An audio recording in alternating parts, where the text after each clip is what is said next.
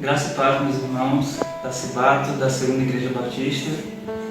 Quero nessa noite, neste dia, compartilhar com você a palavra do Senhor. Nós vivemos em tempos em que nós temos que ficar em casa, em que nós estamos distantes uns dos outros, mas nós temos que dar graças ao Senhor, porque ainda que distantes, a palavra dele continua presente nas nossas vidas. Ele, pela sua graça, nos permite ainda receber mensagens, receber a palavra de Deus que fala e tem falado aos nossos corações nestes dias de pandemia. Eu queria pensar com você nesse dia, em uma rápida reflexão, sobre o que é ser uma igreja em tempos de pandemia. O que é ser uma igreja madura espiritualmente, uma igreja que funciona em dias de distanciamento. Eu queria convidar você a abrir sua Bíblia em 1 Tessalonicenses, capítulo 1, do verso 2 ao verso 4, que diz assim a palavra do Senhor: Sempre damos graças a Deus por todos vós, fazendo menção de vós em nossas orações, lembrando-nos sem cessar da obra da vossa fé, do trabalho do amor e da paciência, da esperança em nosso Senhor Jesus Cristo, diante de nosso Deus e Pai, sabendo, amados irmãos, que a vossa eleição é de Deus. Meus irmãos, qual é a igreja que nós somos nestes dias? Nós mudamos muito o conceito do que é ser igreja. Nós passamos a acreditar que ser igreja é se reunir em um local, é se reunir no templo para juntos adorarmos ao Senhor. Mas a igreja vai além disso. Igreja não é um grupo de pessoas reunidas em um lugar. Igreja não é uma construção. Igreja não é um lugar. Igreja é um organismo vivo. A palavra de Deus, ela usa algumas expressões para nomear a igreja. E uma dessas expressões que ela usa é que a igreja é um corpo. É o corpo de Cristo. E um corpo, ele é um organismo vivo. Ele funciona. Ele vive, ele respira, ele se alimenta. Então nós, como igreja, precisamos ser esse corpo que vive, que se alimenta da palavra, que respira. Nós precisamos ser esse corpo que está presente não só no templo, mas nas casas, na vida daqueles que precisam. E nestes dias de distanciamento, nós aprendemos essa lição, que o importante não são as paredes, que o importante não é a estrutura, mas o importante é a igreja que nós somos de fato. E se nós somos a igreja verdadeira, e uma igreja madura espiritualmente, ela não precisa de um lugar para funcionar, mas ela funciona em qualquer lugar. O período da história em que a igreja mais cresceu foi em meio às perseguições. A igreja cresce quando as dificuldades vêm, porque Deus faz grandes coisas nos momentos difíceis. Deus faz grandes coisas nos dias de dificuldade. E essa igreja, a igreja dos Tessalonicenses, é uma igreja que foi plantada em meio a muita perseguição. O apóstolo Paulo chega a Tessalônica, começa a pregar o evangelho e muitas pessoas aceitam a mensagem.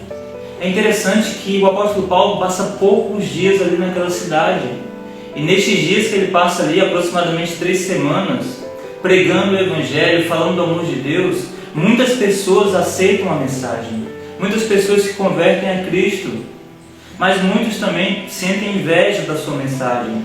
Então os judeus, perseguidores da igreja, começam a perseguir o apóstolo Paulo, de maneira que ele tem que fugir da cidade.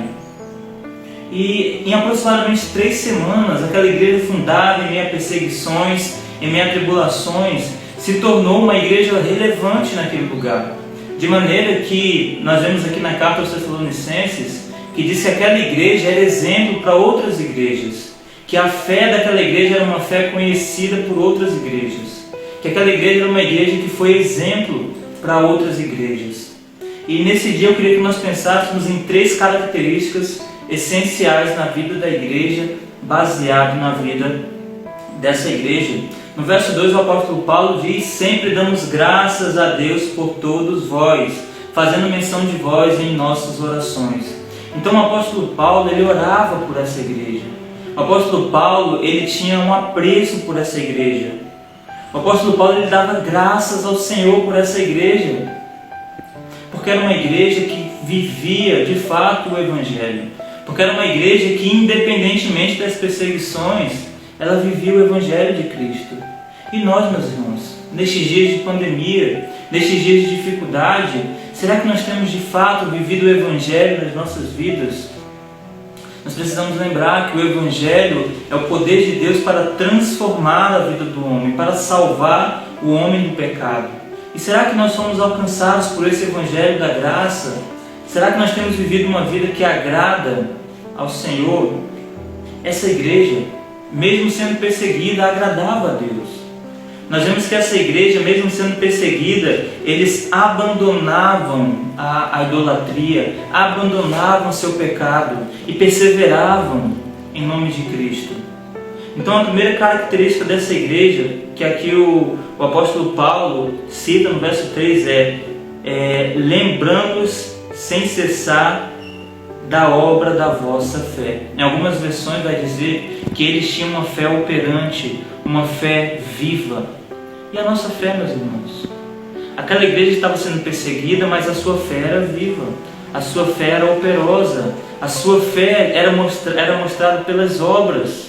Como Tiago diz, que uma fé sem obras é uma fé morta. Nós passamos muito tempo nas nossas igrejas falando sobre fé. E agora vem as provações.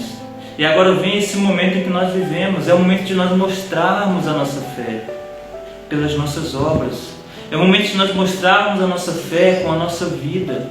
É o momento de nós mostrarmos a nossa fé na vida das pessoas. Sabe, um cristão com uma fé verdadeira, uma fé operante, ele impacta a vida de muitas pessoas. Ainda mais nestes dias em que muitos têm sofrido por causa da pandemia. A nossa fé, meus irmãos, ela precisa impactar a vida das pessoas. Nós precisamos ser testemunhas do Senhor através da nossa fé na vida de todos aqueles que cruzarem nosso caminho. Mas será que nós temos sido? Será que a nossa fé é operante? É muito fácil dizer que tem fé. É muito fácil dizer que confia no Senhor. Mas quando as dificuldades vêm, será que a nossa fé ela permanece inabalável? Será que de fato nós temos fé? Então, diante dos grandes desafios em que nós vivemos hoje, que nós sejamos uma igreja com uma fé viva, uma fé operante, uma fé que faz a diferença. Lembre-se que a palavra de Deus nos diz: sem fé é impossível agradar a Deus. Uma segunda característica aqui no texto daquela igreja, da igreja dos Tessalonicenses, uma igreja que nasceu e cresceu em meio a perseguições, é que ele dizia o seguinte, o trabalho do amor. Então, uma das características essenciais da vida da igreja é o amor. O apóstolo Paulo escreve aos Coríntios dizendo que permanecem a fé, a esperança e o amor. E dessas três, o mais importante é o amor. Meus irmãos, uma igreja sem amor é uma igreja morta. Uma igreja sem amor é uma igreja que não faz diferença. O amor é uma das características principais da igreja. Mas que amor é esse que a palavra de Deus nos ensina? Não é um amor de sentimento. Nós mudamos o conceito de amor e passamos a achar que amar é gostar de alguém. Passamos a achar que amor é um sentimento bom que nós sentimos por alguém. Mas não. Amor vai além do sentimento. Amor é uma decisão. E a igreja precisa decidir amar. Alguém certa vez disse que o amor de Deus ele cabe onde não tem cabimento. E a igreja é o agente de Deus nesse mundo. E nestes dias, meus irmãos, muitas pessoas têm precisado desse amor. Mas será que nós temos amado de fato? Será que nós temos compartilhado o amor de Deus? Será que nós temos vivido o amor de Deus em nossas vidas como igreja do Senhor? Nós estamos aqui, meus irmãos, para amar pessoas. Então amem, cuidem de pessoas. Procurem aqueles que têm passado por dificuldades. Procurem por aqueles que têm sofrido nestes dias e ajudem. Estejam com eles. Amem, um amor prático. Essa igreja dos Tessalonicenses era uma igreja que amava as pessoas. Quando o apóstolo Paulo faz a saudação, ele diz que era uma igreja do povo, a igreja dos Tessalonicenses. E nós precisamos ser essa igreja. A Cibato hoje é uma igreja do povo. mas nós podemos melhorar, nós podemos fazer mais, nós podemos amar as pessoas. Foi para isso que o Senhor nos deixou aqui, foi para isso que o Senhor estabeleceu a sua igreja. E a última característica dessa igreja é que eles viviam na esperança da vinda de Cristo, na esperança da vinda do Senhor. Onde é que está depositada a nossa esperança? Eu tenho dito que nestes dias de pandemia, a esperança de muitas pessoas está nos médicos que vão descobrir uma vacina. Nestes dias de pandemia, a esperança de muitas pessoas está nas riquezas que podem sustentá-las. As pessoas depositam a sua esperança nas mais variadas coisas. Coisas que o homem pode comprar, coisas que o homem pode conquistar. Mas a igreja, a nossa esperança, meus irmãos, não está naquilo que nós podemos conquistar, mas naquilo que nós recebemos. A nossa esperança precisa estar em Cristo Jesus. Ele é a nossa esperança. Não importa quais sejam as dificuldades que a igreja passe, sejam perseguições, sejam problemas, seja uma pandemia, se a nossa esperança estiver em Cristo, se a nossa fé estiver em Cristo, se o nosso amor estiver em Cristo, nós seremos inabaláveis. A palavra de Deus nos diz: os que confiam nele não são abalados, mas são como as rochas, elas permanecem, são como os montes, eles permanecem.